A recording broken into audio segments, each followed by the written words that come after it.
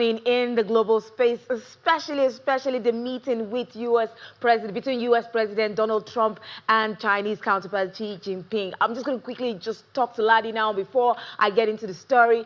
Ladi, what is your take there? Because we see China rolled out the red carpet, the pomp and the parade, just to welcome President Donald Trump and the delegates that were the tech CEOs that were there with him. And we saw the handshakes between the president and those tech CEOs. It's more like, what's happening now? Well, what are we going to do? But after the meeting, surprisingly, there was no agreement reached yet. But we did see President Xi Jinping warning President Trump not to allow the toxicities trap to, What a tough word. Yes. And for people who don't, it's kind of like a tongue twister there. Yeah. And for people who don't know what that is, it's more like that theory that, is about how wars can happen when rising powers challenge an existing powerful country. And in this case, it's the U.S. versus China. We've seen it, happen, in the past, a really powerful country, somehow, falls off that seat, and another one comes up and takes over, the run. But definitely a lot of expectations, from these meetings.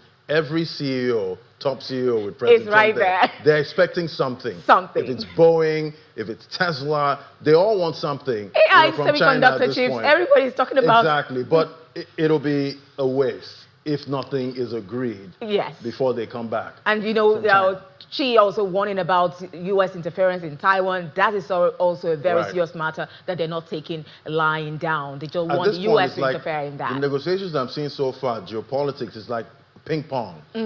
They keep hitting it back and forth. Back and forth. Hopefully. Definitely, we hope that we get somewhere from this meeting. And definitely, we did see, as you mentioned earlier, President Donald Trump and Xi Jinping, they've concluded a high-stakes summit in Beijing with trade tensions and Taiwan emerging as key issues during the talks. And the meeting lasted about 2 hours and comes amid efforts by both countries to stabilize economic relations and ease geopolitical tensions. Chinese state media says Xi warned that mishandling the Taiwan issue could lead to confrontation between both powers, while trade restrictions and technology controls were also discussed. Now, the summit also touched on tariffs, artificial intelligence, semiconductor exports, and the ongoing Iran conflict, definitely. Now, no major agreements were announced immediately after the meeting, though both sides signaled interest in maintaining dialogue. And Japan is stepping up efforts to expand its defense exports following a major policy shift that now allows the sale of lethal weapons overseas for the first time in decades. And the move is expected to increase competition with South Korea in key Asian defense markets, including the Philippines and Indonesia. Turkey recently eased long-standing export restrictions that it seeks to strengthen its defense industry and deepen security ties with regional partners amid rising geopolitical tensions. Up next, Israeli Prime Minister Benjamin Netanyahu is reported to have made a secret visit to United Arab Emirates during the height of the war with Iran, where he held talks with UAE President Sheikh Mohammed bin Zayed Al Nahyan.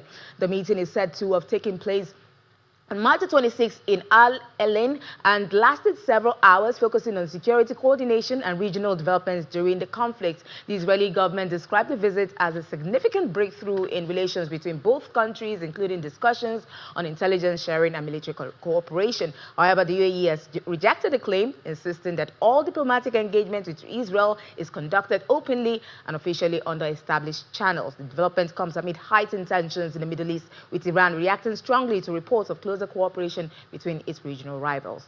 Next, we see the U.S. Senate has confirmed Kevin Walsh as the next chair of the Federal Reserve, replacing Jerome Powell at a time of rising inflation and heightened political pressure on the central bank. Walsh, a former Federal Reserve governor and Wall Street banker, was approved in a closely watched vote largely along party lines.